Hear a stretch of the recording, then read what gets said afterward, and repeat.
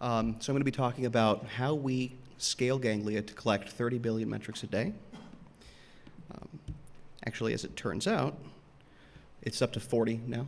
We've grown since I wrote the synopsis. So let me tell you a little bit about what we're dealing with here. We collect around 7 million unique metrics every 15 seconds from thousands of machines located all over the world. That works out to about 480,000 metrics per second and over 41 billion metrics per day. You might think this takes a whole cluster of machines, tens or hundreds of them. It actually just takes 2, although we do have backups. So who am I? I run the developer tools team at Quantcast. We make and provide the tools that make the engineering organization more effective. Configuration management, version control, continuous deployment, monitoring and metrics. I helped write the book on Ganglia to a limited extent. I worked on a case study that Quantcast contributed to the O'Reilly Ganglia book. And I like to sit in hammocks with small children, only if they're mine. So first off, I'd like to talk a little bit about what Ganglia is and what it's good for. Ganglia's website calls it a scalable distributed monitoring system for high-performance computing systems, which is a mouthful to say. So it calls itself a monitoring system, but so do lots of other things. Graphite, Nagios, Boson, Xenos. Are all of these tools doing the same thing? So I want to clarify some key terms that we'll be using and I'll be sticking to so we're all on the same page. Performance metrics are what I'm calling regular numeric time series data. Monitoring is scheduled checks of metrics, processes, endpoints, whatever, to identify anomalous behavior. Alerting is getting a human's attention, and visualization is charts and graphs. The reason we're drawing out a distinction between monitoring and alerting is if you configure your monitoring system to call a script and automatically fix a problem it finds, it didn't have to alert any humans, but it's still being monitored. So by these definitions, Ganglia collects, aggregates, and visualizes performance metrics. So what doesn't it do? It doesn't have monitoring by our definition. It doesn't have alerting. It doesn't have any kind of asset database. And it doesn't make julienne fries. So next I'd like to talk a little bit about how Ganglia works and how metrics get into it and flow through it. Ganglia is composed of 3 main programs. There's the gmond, which runs on every machine and gathers metrics. There's the gmetad, which runs on a central server and stores the metrics. And gweb, which is the web interface that's used to browse and visualize metrics. So gmond, as I mentioned, runs on every machine. It's like collectd or tcollector or scollector, those kinds of things if you're familiar. It's written in C, but it supports Python plugins. The way it works is it's constantly running at a schedule that you, on a per plugin basis that you configure to collect performance data. And when it's asked, it will dump its current state of the world, the last known value and age of every metric it knows about for every host it's talked to. It does one thing and does it pretty well. It's been around for a very long time. It's battle tested. It runs on basically every OS I can think of, including Windows. And it takes about 75 kilobytes of memory to track around 120,000 metrics. So it's very lightweight. Gmetad is the centralized service that runs on one machine, although you can run multiple of them. It doesn't hurt anything. It pulls gmond servers to get their metrics. It automatically generates roll-up summaries, and I'll talk about that. And then it stores those metrics in round-robin database or RRD files. It also provides lots of ways to ship metrics out in addition to storing RRDs. So in case anybody's not familiar with round-robin databases, they store data for a very long time in a fixed size file. The way they do this is that recent data is very high resolution and older data is gradually downsampled or consolidated into fewer points to make room for new data. The mechanisms behind this are, I'm not going to get into them, but that's what the effect is. So the last part of Ganglia is the web interface. It gets the state of the world from gmetad. It helps navigate the hierarchical structure it provides of grids, clusters, and hosts. It renders graphs, and it has an API to configure that graph rendering. So it's really easy to embed them, customize them, tweak the size and refresh rate and all those things. So what are some of the upsides of using Ganglia? It has a built-in hierarchy of a grid, a cluster, and a host. So Every host is in a cluster, every cluster is in a grid, and multiple grids can be federated together. And it does automatic roll-ups for each of these steps. So it's really easy to get average values or some values over all of the machines in a rack. You don't have to take any extra action, you just get it for free. Also, each metric can specify its data type, its grouping, where it appears in the web interface, what kind of metric it is, and the frequency at which it should be expected to be updating, which reflects how it's drawn in the web UI. In addition, the web interface is pretty easy to browse and to grok. It's simple to see all the metrics for a host together, and simple to collapse different groups and look at different components at the same time. It's simple to see one metric across many hosts, and there's lots of different facets that the web interface supports. You can use views that you can customize and save, like dashboards. It's really trivial to make aggregate graphs in a lot of cases, and it's easy to compare the same metric across multiple hosts or the same one host, many metrics across it. It's also flexible and easy to customize. It's just a big ball of PHP, so if you want to dig in and change things, you can. So some of the downsides of using Ganglia are that downsampling in RRD tool loses data. We like data, we want to keep it forever. Whenever a metric is downsampled, it makes this baby sad. We don't want that. Also, custom visualizations are kind of difficult. It has some facility for doing them in a simple way where you can write a JSON structure that defines your graph, but if you're going past that, the trapdoor opens and you're in PHP, RRD graph, and reverse Polish notation land, which is a scary place to be. On the flip side, anything is possible with custom graphs. You have the full power of the PHP interpreter, you can poke around in the file system, you can do globbing, you can do crazy things. So how do we get data into Ganglia in the first place, and what kinds of things can we put there? This graph or slide shows the life cycle of a metric, how it gets from a server into your dashboard. Gmond collects a metric through some mechanism. Gmod downloads it from Gmond. Gmod saves it into an RRD file, and then the web interface creates a graph from that RRD. How do we feed Ganglia? We have a couple of different ways. We have Gmond itself has many metric collection routines built in for simple things like load average, disk space free, amount of memory used. They're pretty basic, but they can still be useful to tell if the system is on fire right now, if nothing else is working. We also have Gmetrics, which is our in-house framework for running custom collectors. It handles scheduling, it handles shipping metrics, it has a whole bunch of utility and convenience functions. So it makes the custom collectors very simple to write. We have over 100 different ones that handle everything from Postgres to HAProxy to Zookeeper, in-depth system performance data, all sorts of crazy stuff. Gmond, I should note, now supports loadable modules written in Python. It didn't when we wrote this bit. We haven't gotten around to converting everything, but if you were to start today, you could just use those. We also have SNMP to Ganglia, which is, since network switches generally only support SNMP, we wrote this Perl script that has a configuration file, list of switches, list of OIDs, and what metrics to turn them into. It converts the counters to Ganglia metrics. It can change magnitude, convert rates, do other calculations that are useful, changing bases. And it pretends to come from the switch, not the server where the script is running. So as far as Ganglia is concerned, it knows about switches as first-class hosts. We also have something we call JSON to Gmetrics. I don't know how easy this is to read, but this is basically a simple map of name, value, and type, and a list of those maps piped to a script. Takes care of everything. This makes it completely trivial to get your metrics into Ganglia.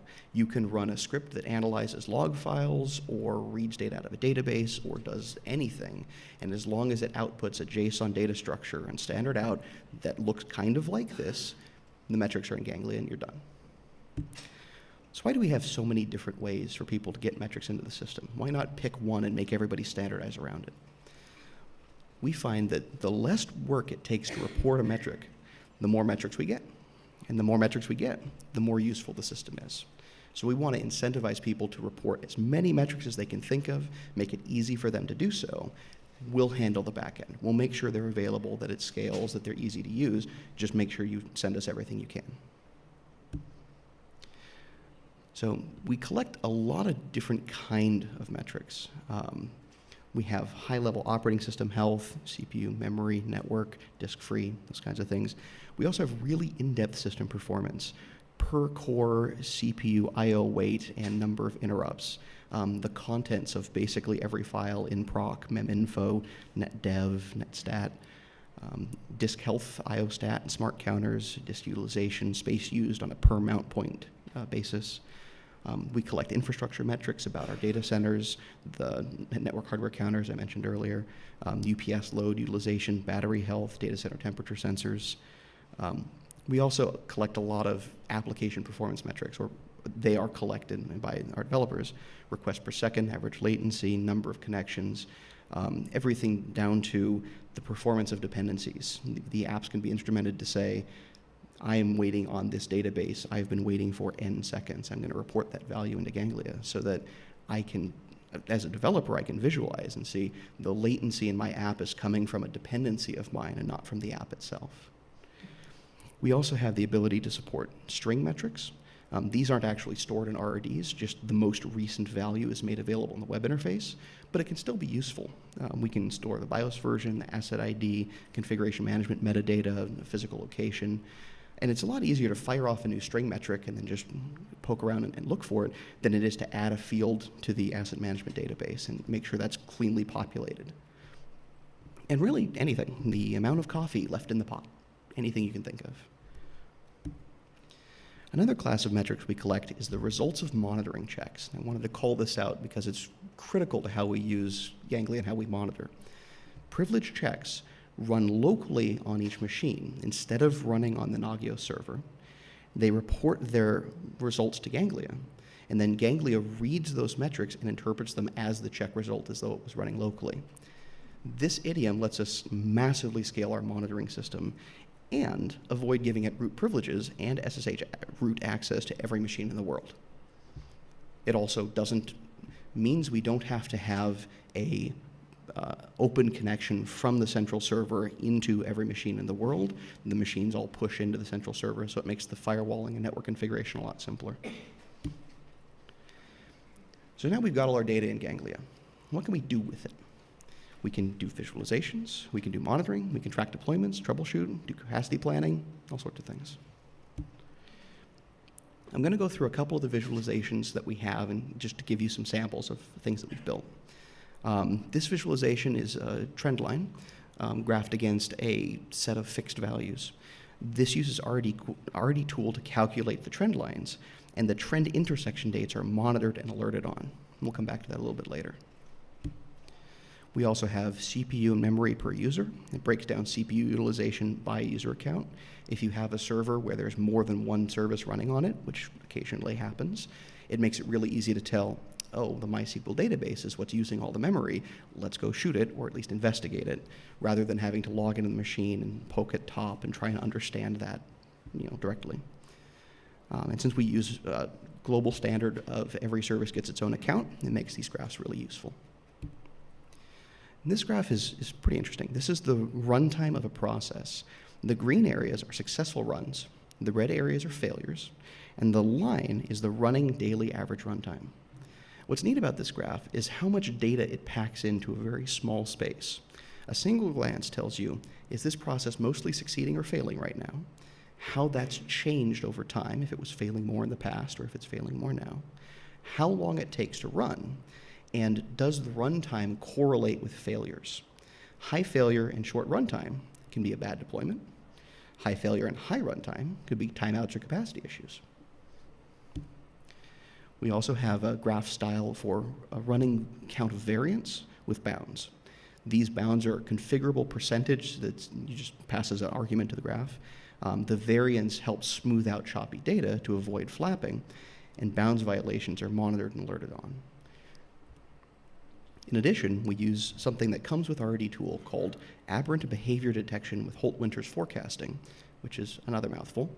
It basically means when you have consistent periodic data that goes back over time, every day, every week, every month, and they tend to look the same, this mechanism can actually look at past data and guess what it thinks the next data point ought to be, or at least the bounds where it thinks it ought to fall between. If the next data point doesn't fall within those bounds, we get alerts. This means the bounds are automatically derived. We don't ever have to set them. We set the thresholds, so we decide how tight we want them to be, but we don't actually have to say if it's more than X, if it's less than Y. So, as I mentioned earlier, another thing we use Ganglia metrics for is monitoring. It's a huge component. We have hundreds of thousands of service checks, and the way that we're able to scale that high is by checking metrics out of Ganglia instead of running the checks on the machines. The three kinds of monitoring we do that interact with Ganglia are simple static thresholds, historical averages, and those raw data graphs like some of the ones I just showed. So this is a static threshold. It alerts when the most recent value is more than 13. Simple. It's good for predictable metrics, but it's hard to tune, and the thresholds tend to change over time, and then you have to go in manually and change all the alerting, and it's a pain. We also have historical averages. This alerts when the most recent value, for instance, is more than 150% of the mean of all of last week. This is good for metrics that vary widely within a predictable range, and it's much easier to tune, and the thresholds automatically stay current. However, it doesn't really detect gradual change very well. If your graph slopes up over time, this will be happy, even though you probably don't want it to be. We also have, as I mentioned earlier, the Holt winters detection. The bounds are dynamically derived from historical data, and it alerts if the most recent value is unusual. It takes a lot of work to create these. It takes some tuning of the RRD files, and it takes a significant lag back through time. Well, when you turn it on, it has to go for several weeks to collect enough metrics that it can be useful going forward. So another thing we use Ganglia for is tracking deployments. Before deployment, we identify the key metrics and the expected change. Then we do the deployment, and we verify the changes are what we expected them to be. This keeps us honest about whether a deployment is good. If we expect a metric to stay the same, and it does, that's good. If we expect a metric to change drastically, and it doesn't, that's bad. We also use Ganglia for live real-time troubleshooting. We can see all of the metrics for a host at once. We can see the same metric across all hosts, and the Ganglia web interface makes it easy to make aggregate graphs. You can drill in a little bit. This helps us figure out if a particular application performance issue is related to the server that it's running on and the way that it's supporting it. You know, the application is slow. Is it because it's out of memory? Is it because of disk contention? Is it because of high network? Is it because the third CPU is where all of the network interrupts have landed, and we can actually see the graph for that? That makes it really clear. We also use Ganglia for capacity planning. The nature of the RRD format allows you to store Ganglia at a lower resolution over a very long span of time. We keep up to 5 years, in fact. And this makes it very simple for us to see trends over that long span of time. We can tell if a given metric varies proportionally, linearly, exponentially with other things, if the number of requests scales with the number of servers or doesn't. So this is all well and good, but you guys didn't come here to see pretty graphs. You came to learn about scaling Ganglia. So performance metrics are expected to be real-time, highly available, actionable, comprehensive, and at scale. At scale. I couldn't resist. So the way I'm defining at scale for our purposes today is that the functionality is dictated by the business requirements and not the other way around. Scaling is not an end in itself. It's the way that you make sure you can measure the things that you need to be able to measure. So the default Ganglia installation has a couple of bottlenecks for large systems, and we have some strategies that we've used to surpass that. One of them is sharding. You can run multiple gmetadata services and have each of them collect data from different hosts, and then you can bind those together in the web interface to show a coherent and unified whole to users so they don't have to know which hosts run which services. Also, the way that gmond is designed makes it very easy to scale metric collection. Gmond stores a snapshot of its world that can be populated by internal plugins or by other machines. Gmetad periodically contacts gmond to get that snapshot and save the data in RRD files. That's where the graphs come from. The initial naive implementation is to have gmetad talk to every gmond in the world. It works, it doesn't really scale, takes too long. The next implementation is electing a master gmond, and the first machine in every rack. That's the one that the gmod talks to, and all the other machines talk to it. That works and it scales, but it has a single point of failure in every rack. Gmond supports sending metrics over multicast, and you can actually also fake this with unicast and configuration management to ensure that all metrics from all machines in a given multicast domain, and this is configurable, appear in every machine. So you can actually have the gmod talk to any gmond it wants to. You can set up an HA proxy in front of them, and then it doesn't matter which one it talks to. And that allows the collection of metrics for a rack to continue even if one of the machines in the rack is offline. So another mechanism for scaling Ganglia that we use heavily is writing metrics into a tmpfs instead of writing them to disk. I mentioned we have about 480,000 metrics per second.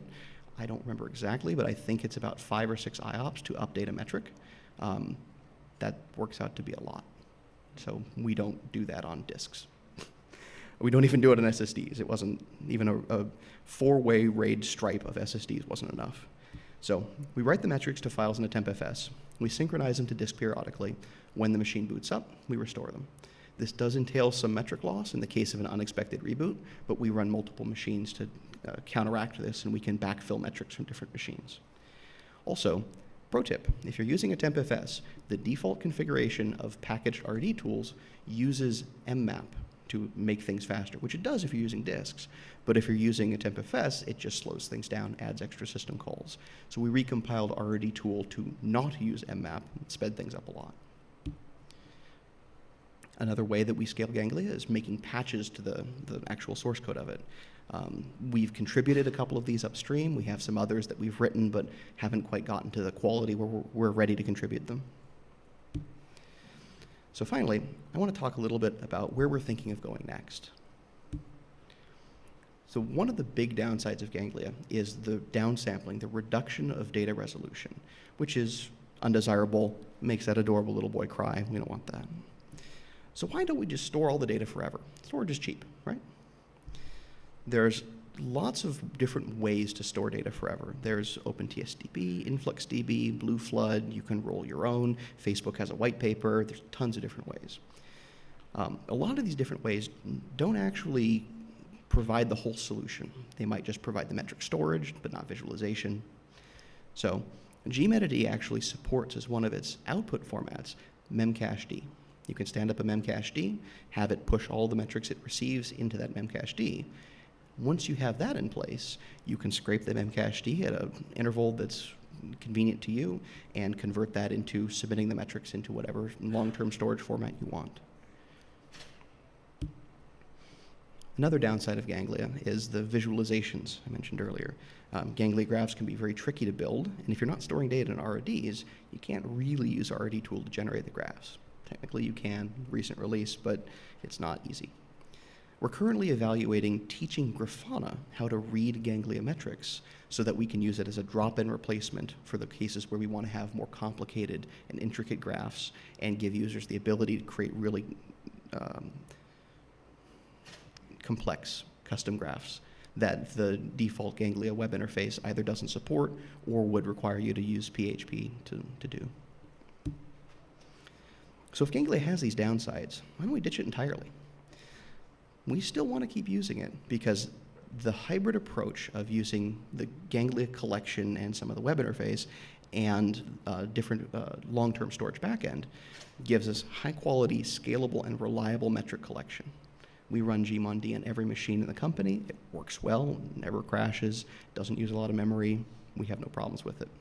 And the collection mechanism it supports scales really well. It also gives us an ability to track metric hierarchy and metadata. It's convenient to be able to look at a summary of all the machines in the rack and get that for free without having to go back in through your long-term storage and say, I want to create this summarization function that runs forever and recreate it whenever you create a new rack. And it still has a powerful and discoverable web UI. It gives you a really easy way to see which hosts are alive, how they're doing at a glance, all that kind of thing. So I actually talked a lot faster than I expected to. So that's the end of my slides. I do want to give you guys a couple of takeaways that you can take back with you to your work. Ganglia is powerful, it's reliable, and scales very well. Don't let your metric system decide what data you can collect.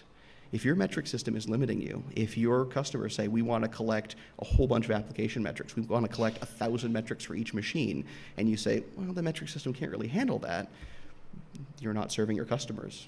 You need to make sure that your metric system can collect whatever it is, Ganglia or something else. It has to be able to collect what your customers want to send it. And you're probably ignoring useful metrics right now because of that. We've had times that we were troubleshooting problems that digging down deep into the various subsystems that we collect metrics on that you would have never have thought would have been important. You know, we have a number of page failures by fault by page size, and that actually allowed us to troubleshoot a problem where an app was requesting very large pages and it wasn't able to get them contiguously. We would have had to do a lot of digging, but we were able to see that number of page faults in a simple metric just spike. Took us a couple of minutes. So thank you, guys. If you have any questions, feel free to ask.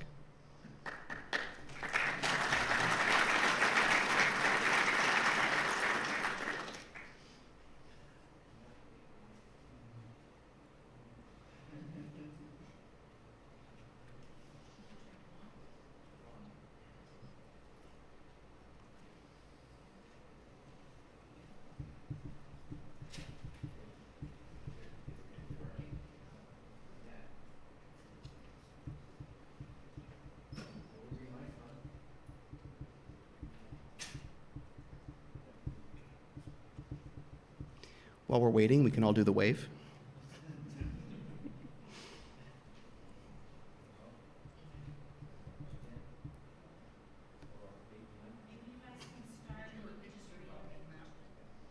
Sure. So until we get the mic, there was a question about some more detail on the mmap. Mmap is a mechanism for taking the contents of a file and putting it virtually in memory so that it's easier to access. The default configuration of RRD tool as packaged in most distributions enables mmap, which does speed up access if you're using disk.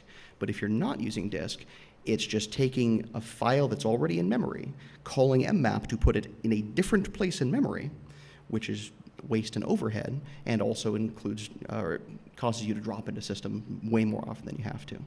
So we recompiled a version of RRD tool. I mean, it comes with this flag. We just ran disable mmap and made that package available for Ganglia, and that's significantly improved the performance of a lot of our tooling. Two questions. Are you planning on releasing your SNMP and JSON into Graphite or into Ganglia tools? And the other side is, have you looked at using Graphite as backend since it already has working Grafana and a whole bunch of other tools? Sure. So the two questions were, are we planning to open source our tools for getting SNMP data and JSON data in? I am not morally opposed to it, but they're not particularly high. They're production quality, but they're not GitHub quality. So that's something we can try and do if people are interested. They're mostly just wrappers around the Perl Ganglia metrics library. So, and the second question was whether we've looked at using Graphite. Graphite's default backend, the Whisper backend, has many of the same issues as RRDs do. Not all of them. There are some ways in which it's better, but it does still downsample. So if we were going to convert away from Ganglia, in which we've invested a lot of time and resources and engineering effort, we're going to convert to something that has as few downsides as we can get. I'm just not using it as a front end, just using it as a data store, because then it's already available on Grafana, obviously.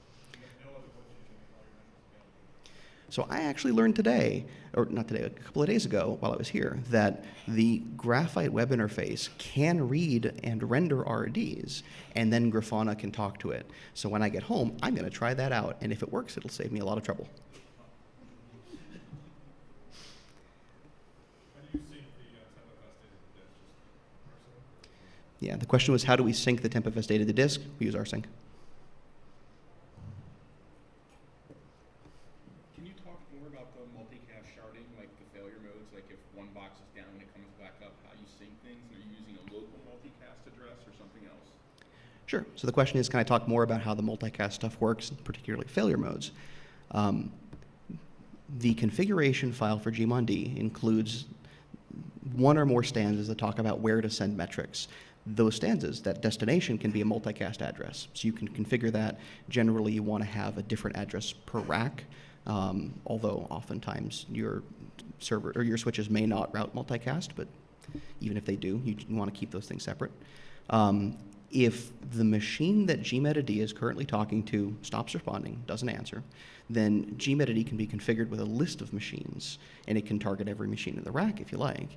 And if you're distributing metrics with multicast, then each machine has all current data, and gmedd will say, oh, this one's not responding, I'm going to talk to the next one in the list, and get the same picture of data just from a different machine. When that one that's down comes back up and it gets the data synced to it, so that if it then becomes a target of a request, it has all the right data? Yeah, so the question was, if the machine that was, the gmond that was down comes back up, does it get data synced? Yeah, as soon as it wakes back up, it starts listening to multicast. Gmond only carries the most recent value. So within 15 seconds of it waking back up, it'll receive multicast packets that say, here's the most recent value from everywhere, and it'll be back in action. Someone back there? Have you tried using RRD caching and how it compares to tmpfs? Sure. So the question was, have we tried using RRD cached and how did it compare to tmpfs? We did try it. It didn't work. We blew through it pretty heavily at a sample of about 5% of the current load. So there was no way it was going to scale. I mean, maybe it could be made to be faster. I don't know. I wasn't interested in digging into the internals. Oh, do we have a mic? Do you know Toby had to go over the RRD? I didn't know he was here. Yeah, he's right there. Hi, Toby. Thank you for RRD. Yes. Yes, thank you. Thank you. I apologize. I didn't mean to offend you when I talked about downsampling making babies sad. Sorry. Can you talk more about the alerting, how you configure them, and how the application things work? Sure. So the question was, can I talk more about alerting, how we configure it? We use Nagios for alerting. We wrap it with something called CheckMK, which is an interface that gives us a slightly nicer web UI and some additional tooling to interact with it. We have a simple Perl script which is able to be run with the embedded Perl interpreter that actually just reads RRD files. It's able to go grab an RRD file and, due to the structure, find the latest value very quickly, return that, and compare that against the check it's configured to do, and have a result with just a couple of IOPS. So we're able to run a lot of those checks, tens or hundreds of thousands of those checks, with very little system overhead, very little CPU, because it's all just shuffling bits around in memory. So you mostly use latest value? Yes, the question was, do we mostly use latest value? We generally use latest value because that's often the thing that we care about is, are things on fire right now? But as I mentioned, we do have some checks that work with a historical average. So we can say over the last week, the average was N. Is the current value more than N? Or is the average of the last 5 minutes more than N? We have checks like that in place.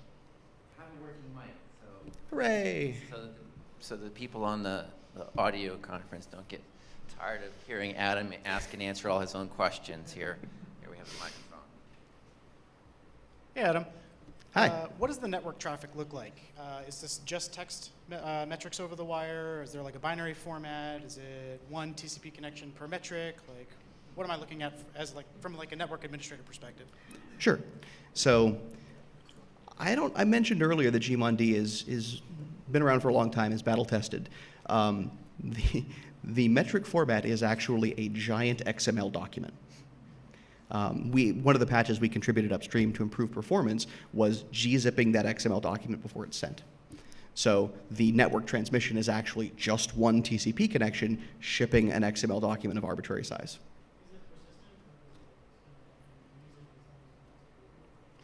The question was, is that connection persistent? No, it doesn't. It initiates a new connection every 15 seconds. We could preserve them, we could keep them alive, but it hasn't been a problem that we've run into.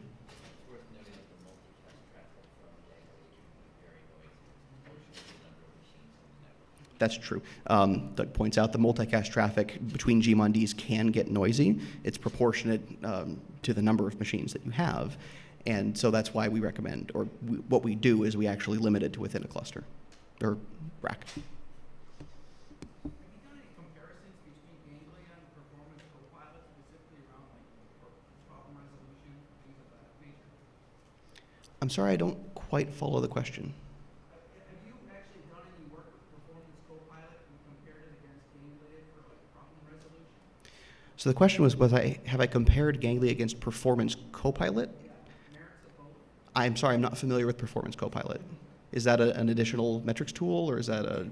Yeah, it's getting a lot of steam. I think there's a number of large companies that have invested in it, so for metrics collection and very small resolution, long-term data storage. Okay, so if you're interested, learn about Performance Copilot. It's apparently getting a lot of steam. I'm not familiar. I can't put up a link to it without just randomly Googling, but check it out. Anybody else? Yeah, for your application metrics, were your developer excited to get something to post metrics to, or did you have to get them excited to start posting application metrics directly from the applications? They're thrilled. Oh, I guess my slide's off. The developers are thrilled to have a trivial way to post metrics.